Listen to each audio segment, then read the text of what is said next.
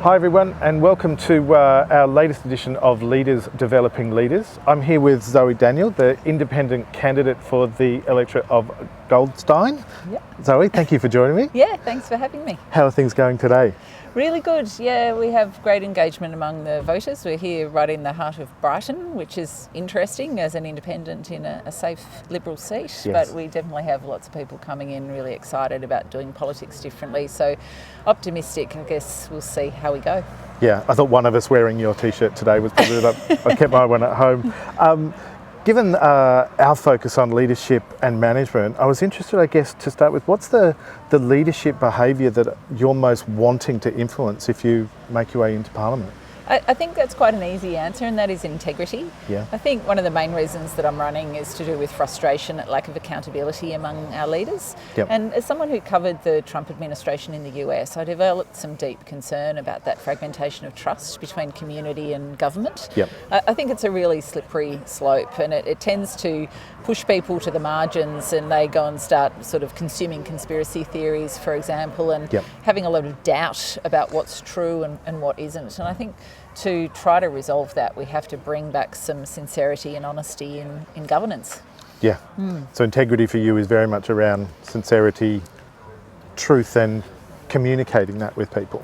Yeah, it's to do with listening, recognising what your actual job is, particularly as a parliamentarian, that being a representative of your community, like reminding yourself that you actually have a job to listen and then take those views forward in a genuine way. Yep. And also depoliticising things. I mean, politics is politics, but it's very partisan right now, and you see Absolutely. that overseas as well. Yeah.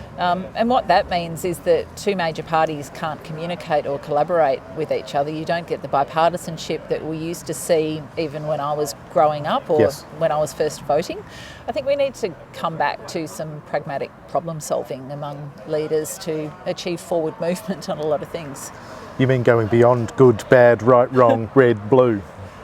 Yeah, I mean, there's not binary answers to a lot of things. No. Sometimes you have to compromise. Yeah. You actually have to sit down and thrash out, well, where is our common ground? Yep. And can we actually enable that to come together in a way that fulfills a position that is a good enough compromise that it works for most people? Yeah. And I think that's lacking in a lot of policy areas currently. Yeah, I think what you're just mentioning there is very similar, not just from a community sense, but from a leadership and business sense, that it's not my way or the highway. There is that need to communicate and look after your team, and it's not just about the individual, which I think is probably highlighting's got a bit lost in politics recently as well. Well, and politics has become so personality based. One of the things that I think, or I thought was good about Australia as someone who's worked a lot overseas, is that we don't have a presidential system. Yeah. Because we're sort of somewhat protected by having a Westminster parliamentary democracy, that it's about parties, and it's Yes. about the sort of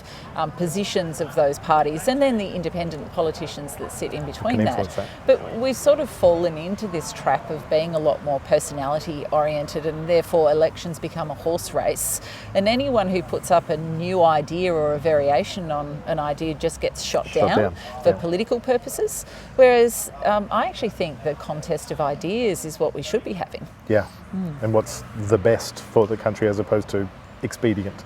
Yeah, what helps us make progress as a community. Yeah. You mentioned integrity before. I was interested also if, to say, on top of that, the other personal values that are important to you, what would you say would round out your top three values? Yeah, I mean, integrity is obviously really central to it. I think empathy is another one, and objectivity is probably the third one. Okay. I think having been an ABC journalist for the best part of 3 decades, I've really learnt to look at things through all different sides of a prism. So I don't necessarily take a side or an automatic ideological position on things, because I've had so much experience talking to people who have very different views to me. Yes. And sometimes that's sort of reinformed my view or caused me to vary my position, or at least to recognise that the way that I think about things or the way that things might affect me is different to how that affects other people. Absolutely. So to be able to see things from different perspectives, and I think as a policymaker, that's a really good sort of headspace to live in. Yes. That when you look at policy, you can sort of think, well, what are the potential unintended consequences of this? Nice. And how might that affect this community versus this community? And so I think that's sort of quite important, but the empathy aspect as well. You know, as a journalist, I've just spent a whole lifetime listening to people and then synthesising all sorts of different positions, both opinions, but also really complex policy information at times, or had to work under, you know, lots of pressure in disasters and conflict and those sorts of things. Yeah. So there's a lot of skill development, I think, that sits quite well in this space. Absolutely. I love that value of objectivity. I think one of the greatest learnings I've seen with leaders is we work with them as going from talking first to talking last and listening and checking what others are thinking before pushing their view forward.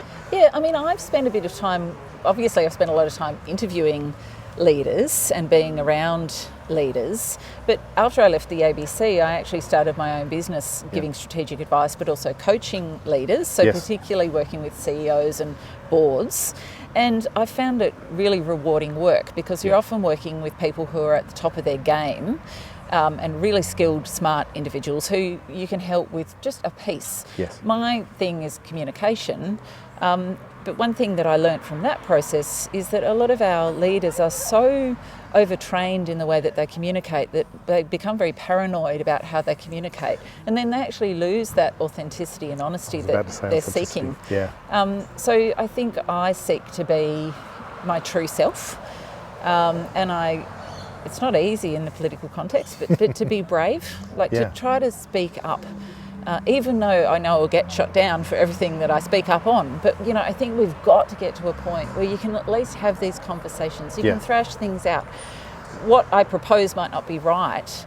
And as I said, I'm a listener and a collaborator, so I can sort of figure a way through that, through the conversations that I'm having. But I would just like to try to provoke a conversation. Yes. It's funny, we were, as we were preparing for this, talking at lunch, saying to actually get something to move, you almost need to create a little bit of friction, whether it's conversation or a different idea.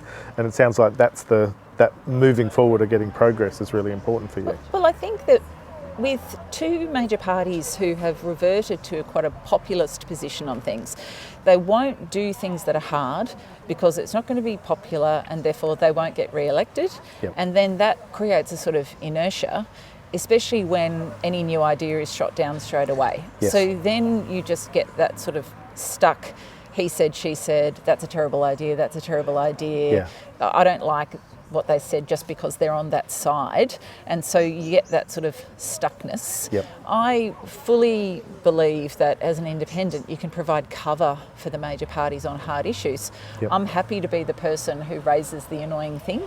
And then, you know, then you get the major parties having to confront that idea. So you sort of do create that tension potentially by saying, okay, we've got to address this issue of an integrity commission, or we've got to address this issue of housing affordability or tax reform or whatever it might be. And I don't know what the outcome of the conversation is going to be. You know, already it's sort of being painted that just because I'm proposing we have a conversation about difficult things, that I have a particular position that we have to blow up that part of the system.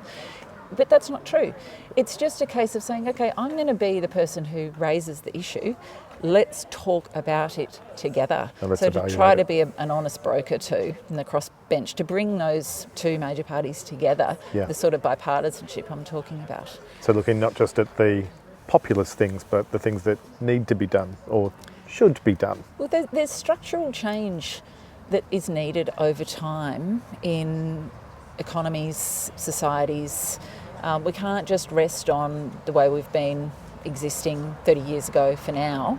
I mean, if you consider tax reform, for example, you know, the last major tax reform in Australia was the introduction of the GST. We've had a tax review 10 years ago that hasn't been implemented, so it's sitting there. It's the kind of thing that governments don't want to tackle because it's complicated, it's not going to be popular. You know, there'll be winners and losers, but that's the kind of thing that, you know, when I talk to people around the electorate, because at the end of the day, I'm a community-backed independent, the whole model is direct engagement and then direct voice to Parliament through me. Yes. So if I talk to people in business, what do they raise with me? Tax reform. So then to be a representative for the community who is genuine, I have to elevate that.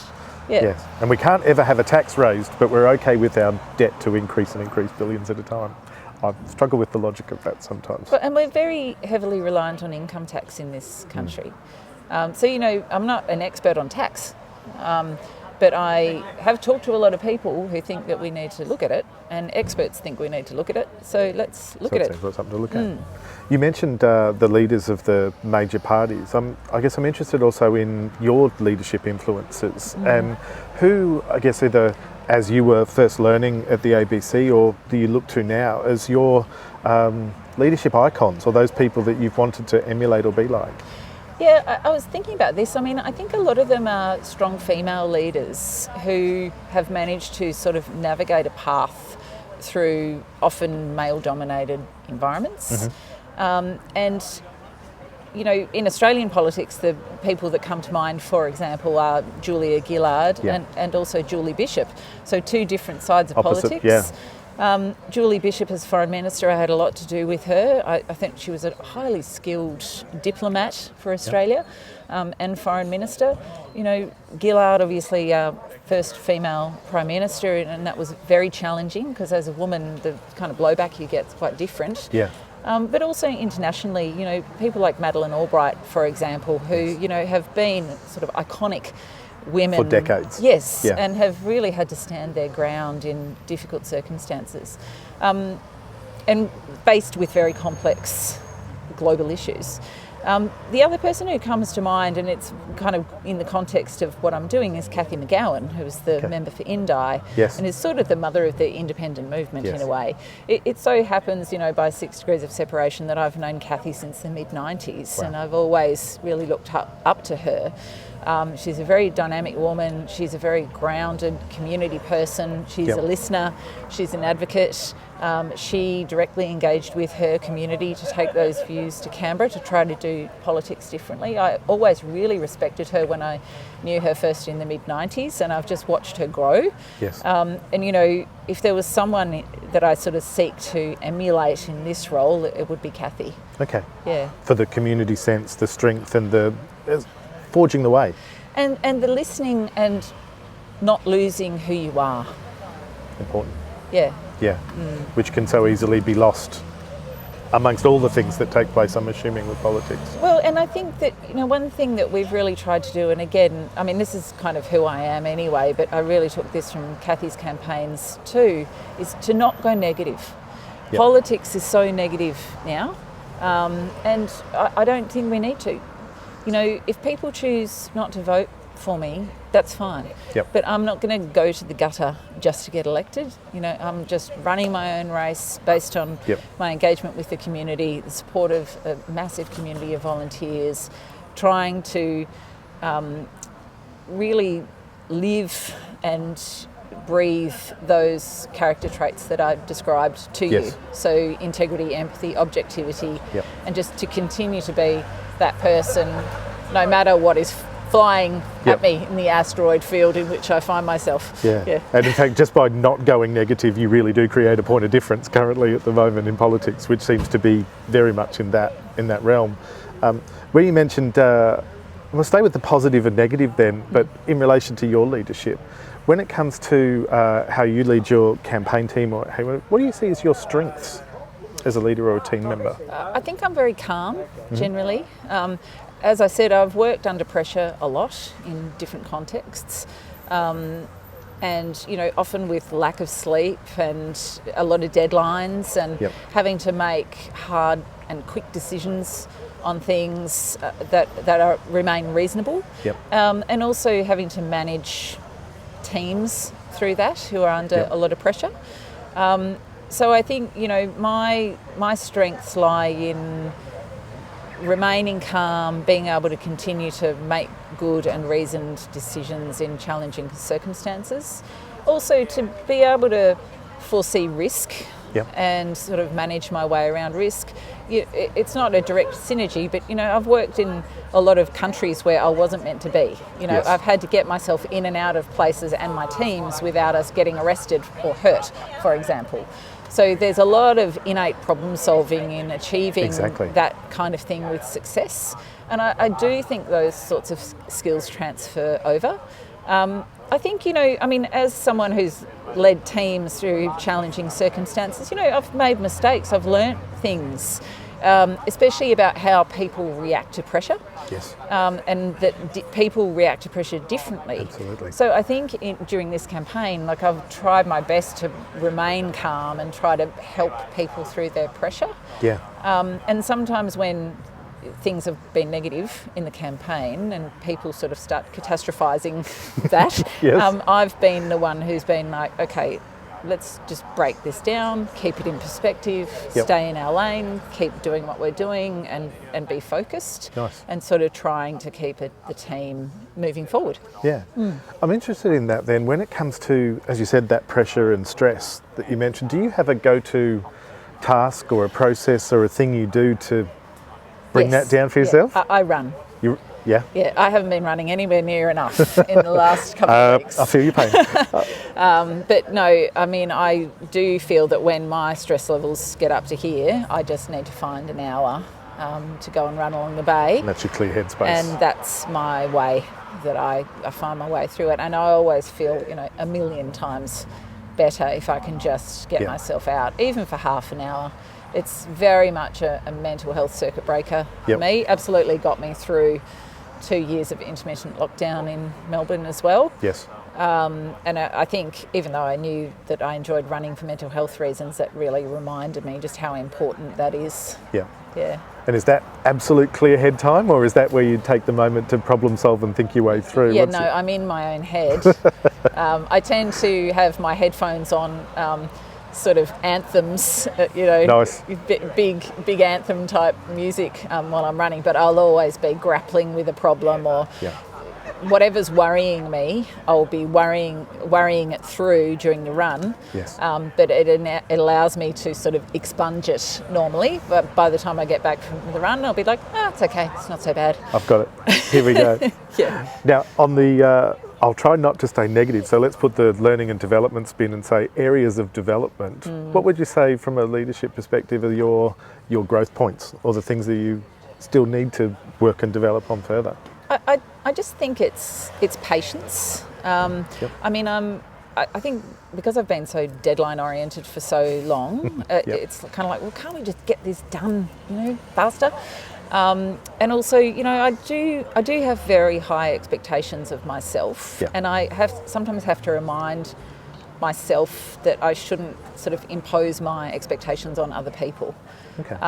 That people work in different ways. People have different ways of navigating stress. They have different ways of navigating workload. They have different needs at home, different pressures. Like to try to, overlay the patience that I'm talking about on that, especially as someone who's quite performance oriented and deadline oriented. Yep. And to allow people to play to their strengths, like to give them the freedom to work to their strengths rather than trying to control too much. Nice. And these are things that I've learnt from managing small teams. Yeah. When I analyse how I've managed people, particularly in high pressure environments, so sort of think, I probably could have given that person more freedom Yep. to do that, to give them satisfaction rather than worrying about how it was going to affect the sort of broader context. Nice. So yeah, I think self-reflection as someone who's leading is really important. I guess when it comes to your team then, some of the things I work with leaders is to be more open and authentic around what they really like the team to do or what they don't like, so that it can be clear and open. I'm interested on both sides of that. With your team, what are some of the things that you absolutely love them to do, and what are perhaps some of the things in the past or with team that really frustrates me when that happens? Yeah, I think, I'm very direct. And maybe I'm sometimes too direct. So that's another learning thing, like how people receive you.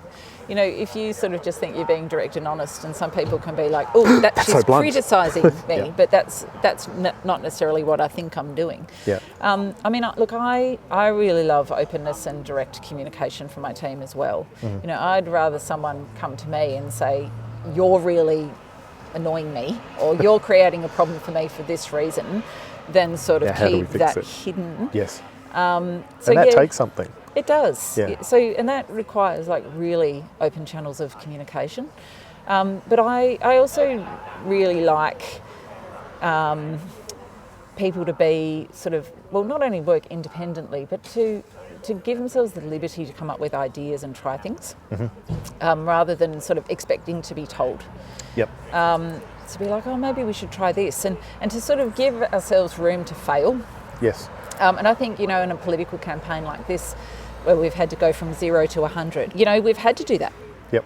I mean, this whole campaign is a just try. Yeah. Because it's, you know, a seat that's always been a Liberal seat, yeah. even before redistribution, right back to Federation.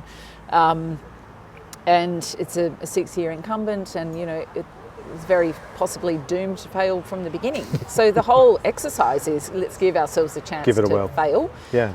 And then within that, well, how are we going to do it? What's the strategy? Yep. Because it's a disruptive thing, so there's no model for it really. I mean, there's Cathy McGowan and Zali Steggall's sort of victories. But aside from that, it's no in Victoria. system. Yeah. Yeah. Zoe, you mentioned off camera before that need to be able to juggle both work and campaign and home, etc. For leaders that are aspiring to manage all of those things themselves, do you have a time management hack or a thing that you use or do to keep you on track? Look, I think one of the things I've learnt during this campaign is just having really good calendar management. Yeah. My colour-coded calendar is frightening. Oh, you're speaking my language now. And the thing is, well, the funny thing is that before the campaign, I was very much a paper person, but I definitely got to the point where it could not be managed on Yep. paper. So now I've fully transitioned and an absolute convert to the colour-coded calendar. Yep. Family commitments versus work commitments, and Yes. then extraneous things.